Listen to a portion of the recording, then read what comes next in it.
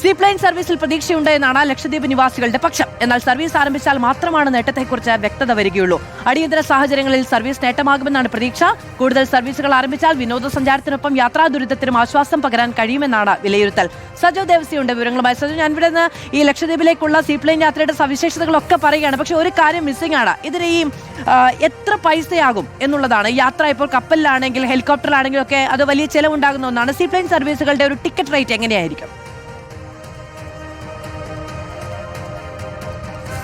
മാധവും, ഇപ്പോഴത്തെ ഒരു വാഗ്ദാനം എന്ന നിലയ്ക്കും ചർച്ച എന്ന നിലയ്ക്കും ഒക്കെ പുറത്തു വരുന്നത് 4,000 മുതൽ 6,000 രൂപ വരെ എന്നാണ്. പക്ഷെ അത് കൂടുതൽ വർദ്ധിച്ചേക്കാം. പക്ഷേ ഉഡാൻ പദ്ധതിയുടെ ഭാഗമാവുകയാണെങ്കിലാണ് അതൊരു 4,000 അല്ലെങ്കിൽ 5,000 റേഞ്ചിൽ നിൽക്കാൻ സാധ്യതയുള്ളത് എന്നാണ് വിദഗ്ധർ പറയുന്നത്. അതിന്റെ ടിക്കറ്റ് നിരക്കുകൾ പ്രഖ്യാപിക്കാനിരിക്കുന്നുള്ളൂ. അപ്പോൾ നിലവിൽ നമ്മളൊരു 6,000 എന്നാണ് കണക്കാക്കുന്നത്.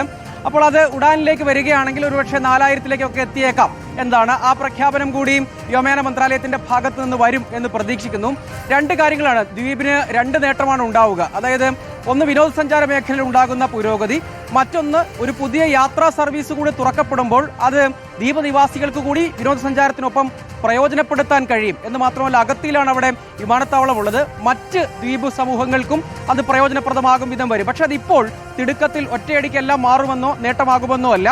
ഭാവിയിൽ സർവീസുകൾ വർദ്ധിക്കുകയും അതൊരു ജനപ്രിയ സർവീസുകളായി മാറുകയും ചെയ്താൽ വിനോദസഞ്ചാരം ഉണ്ടാക്കുന്ന നേട്ടം, അതിനൊപ്പം അതൊരു യാത്രാ മാർഗം എന്ന നിലയ്ക്ക് കൂടി ദ്വീപ് നിവാസികൾക്ക് ഗുണകരമായി തീരുന്ന ഒന്നായി ഭവിക്കും എന്ന പ്രത്യാശയുണ്ട്. ഒപ്പം വിനോദസഞ്ചാര മേഖലയ്ക്കുണ്ടാകുന്ന ഏത് നേട്ടവും ആ നാടിനും അതിനനുബന്ധ മേഖലയ്ക്കും ഒക്കെ വലിയ തോതിൽ ഗുണം ചെയ്യുന്ന ഒന്നാണ്. എന്നോടൊപ്പം ഏതായാലും ഒരു ദ്വീപ് നിവാസി കൂടിയായ ഒരാൾ കൂടി ചേരുന്നുണ്ട്. അദ്ദേഹത്തിന് നാഹിദ് ഖാൻ എന്നാണ് അദ്ദേഹത്തിന്റെ പേര്. ഖാനിന്റെ ഉടമ കൂടിയാണ്. അപ്പോൾ അദ്ദേഹത്തോട് തന്നെ ചോദിക്കാം, എവിടെ കൽപ്പേനിയാണല്ലേ ദ്വീപിലെ സ്വദേശം? കൽപ്പേനിയാണ് എന്റെ സ്വദേശം. അപ്പോൾ സീപ്ലെയിൻ വരുന്നു, ആദ്യം ഒരു സർവീസാണ്. അപ്പോൾ കൂടുതൽ സർവീസുകൾ വരാം, വിനോദസഞ്ചാര മേഖലയ്ക്ക് നേട്ടം ഉണ്ടാകാം. അപ്പോൾ നമുക്ക് അവിടെ കപ്പലിലൊക്കെ പോകുമ്പോൾ പലപ്പോഴും നമ്മൾ മുൻപ് പലപ്പോഴും ചർച്ച ചെയ്തിട്ടുള്ളതാണ് ബ്രേക്ക് വാട്ടറിന്റെ പ്രശ്നം, വാർഫില്ലാത്ത പ്രശ്നം, യാത്രാ ദുരിതം, അങ്ങനെ സമയം. ഇതാകുമ്പോൾ ഒരു മണിക്കൂർ ചുരുക്കം എത്തിച്ചേരാനൊക്കെ കഴിയുന്ന ഒരു സാധ്യതയാണ്. അപ്പോൾ ഒരു സാധ്യതയാണ്, എങ്ങനെയാണ് കാണുന്നത്? കാരണം ഇത് വളരെ ആവേശകരമായിട്ട് വളരെ ഒരു ഇരുകരങ്ങൾ നീട്ടിയിട്ടാണ് ലക്ഷദ്വീപ് നിവാസികൾ സ്വീകരിച്ചിരിക്കുന്നത്. കാരണം ഇത് എപ്പോഴും നമ്മുടെ ലക്ഷദ്വീപിനെ സംബന്ധിച്ചിടത്തോളം യാത്രാ പ്രശ്നം എപ്പോഴും ഒരു ദുരന്തം ആയിട്ടുള്ള, കാരണം ഒരുപാട് മാധ്യമങ്ങളോട് നമ്മൾ ചർച്ച ചെയ്ത കാര്യങ്ങളാണ്. അപ്പോൾ അതിന് ഒരു ചെറിയ രീതിയിലെങ്കിലും ഇതൊരു മാറ്റം കൊണ്ടുവന്നാൽ, അവിടുത്തെ സാധാരണക്കാരായ ആളുകൾക്ക് അഫോർഡബിൾ റേറ്റിൽ ഇത് കൊണ്ടുവന്നാൽ ടൂറിസവും ഉൾപ്പെടെ അവരുടെ പ്രാദേശികമായിട്ടുള്ള വികസനവും അതേപോലെ അവിടുത്തെ സാധാരണക്കാർക്കും ഉൾപ്പെടെ ഇതിനെ പ്രയോജനപ്പെടുത്താൻ പറ്റും. തീർച്ചയായും 6,000 എന്നുള്ള റേഞ്ച് ഒക്കെ ആണെങ്കിൽ അതൊരു അഫോർഡബിൾ ആണ് എന്ന് കരുതാൻ പറ്റുമോ? കാരണം ഉഡാന്റെ പദ്ധതി അനുസരിച്ച് ഒരു 4,000-5,000 രൂപയാകുമ്പോഴത്തേക്ക് ഏകദേശം ഷിപ്പിന്റെ റേറ്റ് എന്ന് പറയുമ്പോൾ ഒരു ഫസ്റ്റ് ക്ലാസിന്റെ റേറ്റിനോട് ഏകദേശം വരുന്ന ഒരു എമൗണ്ട് ആണ് ഒരു 4 എന്ന് പറയുന്നത്.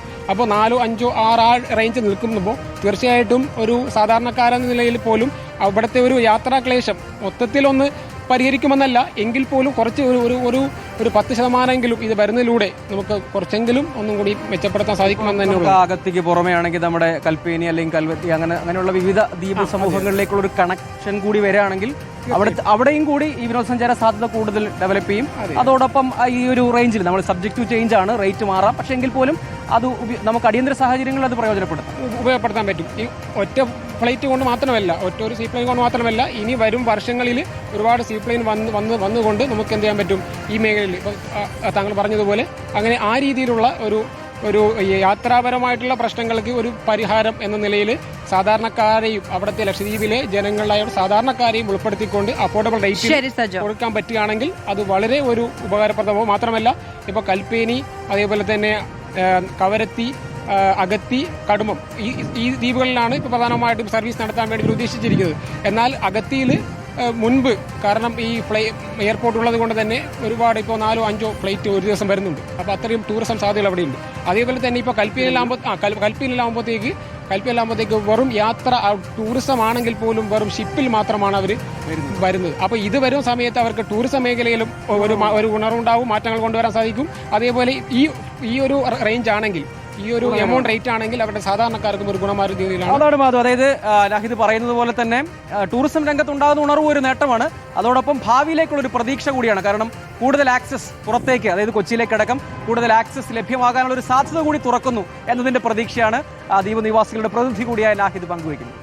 ശരി, സജോ ദേവസിയാണ് വിവരങ്ങൾ നൽകിയത്. അപ്പോൾ സമയമുള്ളവരൊക്കെ കപ്പലിൽ യാത്ര ചെയ്യട്ടെ. കപ്പൽ യാത്രയുടെ അനുഭവം വേണ്ടവർ അങ്ങനെ പോകട്ടെ. ഏറ്റവും പെട്ടെന്ന് ചെല്ലേണ്ടവർക്ക് സീപ്ലെയിൻ ഒരു വലിയ ആശ്വാസമായി മാറുകയും ചെയ്യുമെന്നുള്ളതാണ്. കൂടുതൽ സർവീസുകൾ ആരംഭിച്ചാൽ വിനോദസഞ്ചാരത്തിനും യാത്രാ ദുരിതത്തിനും ഒക്കെ പരിഹാരം ഉണ്ടാകും എന്ന് തന്നെ നമുക്ക് പ്രതീക്ഷിക്കാം.